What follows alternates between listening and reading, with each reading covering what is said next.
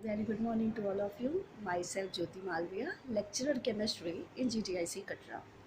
बच्चों, आज हम आपके लिए लेके आए हैं सॉल्यूशन का लेक्चर नंबर 5, जिसमें हम वेपर प्रेशर के बारे में स्टडी करेंगे। तो आज का वीडियो हमारा वेपर प्रेशर पर बेस्ड है। तो स्टार्ट करते हैं। अगर हम एक कंटेनर में वाटर ले लें, ठीक है, और कंटेनर में वाटर लेने के बाद उसको हम बॉईल करें, उसका टेम्परेचर क्या कर दें, उसको गैस पे चढ़ा दें, उसको बॉईल करें, तो आप देखोगे जैसे जैसे वाटर गर्म होता जाएगा उसमें से वेपर्स फॉर्म होती है। आपने देखा है, अगर पानी को गर्म करते हो तो देखते हो कुछ देर बाद उसमें से भाप निकलने लगती है, ठीक है।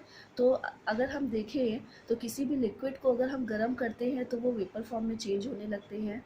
तो इसे हम इस तरह से भी समझ सकते हैं, जैसे एक कंटेनर है, कंटेनर में देखिए हमने वाटर ले लिया तो इसमें मॉलिक्यूल प्रेजेंट होंगे वाटर के, ठीक है, वाटर के मॉलिक्यूल प्रेजेंट हैं।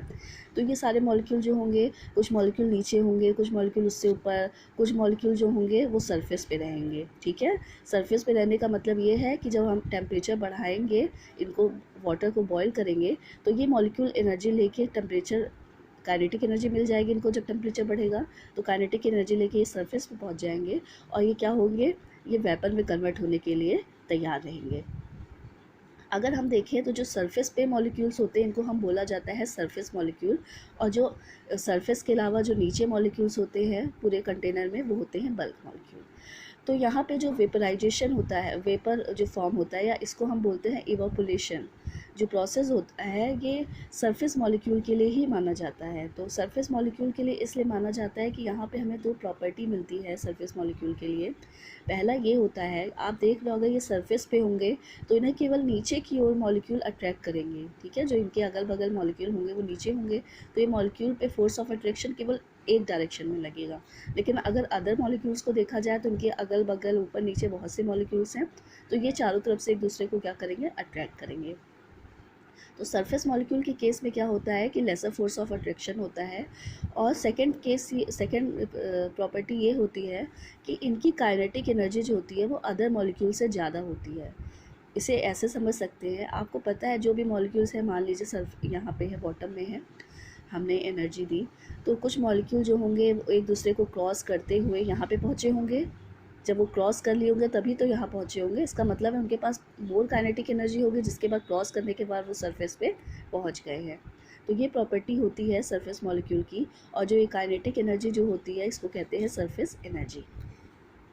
अगर हमें एक क्लोज ओपन कंटेनर ले लें, ओपन कंटेनर की बात करेंगे तो आप देखोगे ओपन कंटेनर में जो वेपर फॉर्म होती है वो दिखती है, ठीक है, आपको दिखेगी वेपर फॉर्म, लेकिन वो वेपर फॉर्म जो बनती है वो निकल जाती है, ठीक है, वो आप वहाँ पे उसको इकट्ठा नहीं कर सकते। लेकिन अगर हम क्लोज कंटेनर ले लें, क्लोज कंटेनर में देखोगे ये जिस तरह से क्लोज कंटेनर वेपर फॉर्म हुई, ये इसके क्या है, ऊपर गई, वहाँ पे ये फिर से धीरे धीरे ठंडी होकर बूंदों के रूप में इसमें क्या होने लगेगी, वापस गिरने लगी, क्योंकि इनको निकलने के लिए यहाँ पे कोई जगह नहीं है, ये उसी पॉट में रहेंगे और इसका टेम्परेचर लगातार बढ़ता रहेगा।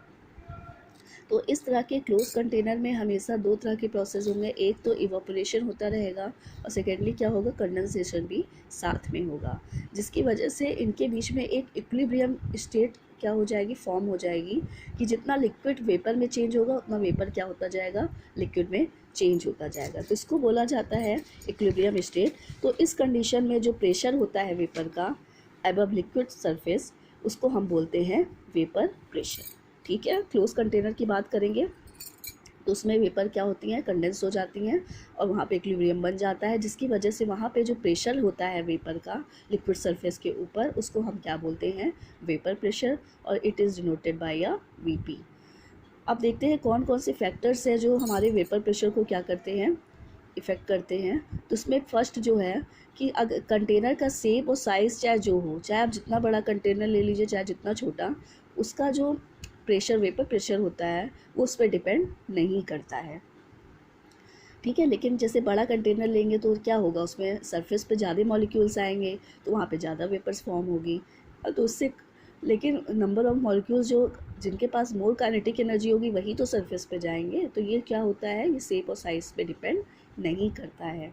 सेकंड है कि वेपर प्रेशर जो होता है वो नेचर ऑफ सब्सटेंस पे डिपेंड करता है, मतलब आपका जो आप पदार्थ यूज़ कर रहे हो वो पदार्थ का नेचर कैसा है, मान लीजिए जैसे हमने एग्जांपल के तौर पे वाटर लिया और इथेनॉल लिया।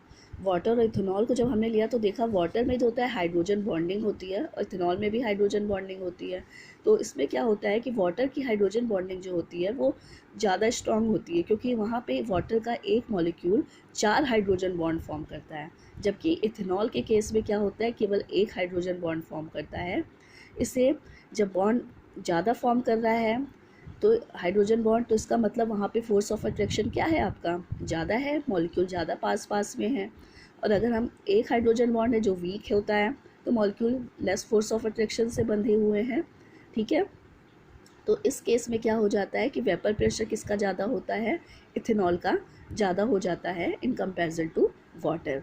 ठीक है, जब वेपर प्रेशर ज़्यादा हो जाता है, वेपर प्रेशर को हम किससे डिनोट कर रहे हैं, पी नॉट से। तो P naught of C2H5OH is always greater than P naught of H2O। ठीक है, ये हो गया आपका कि आपका vapour pressure nature of substances पर भी डिपेंड करता है। इस तरह से अगर इसका सेकेंड फैक्टर का कंक्लूजन देखें तो vapour pressure is inversely proportional to a force of attraction between a molecules.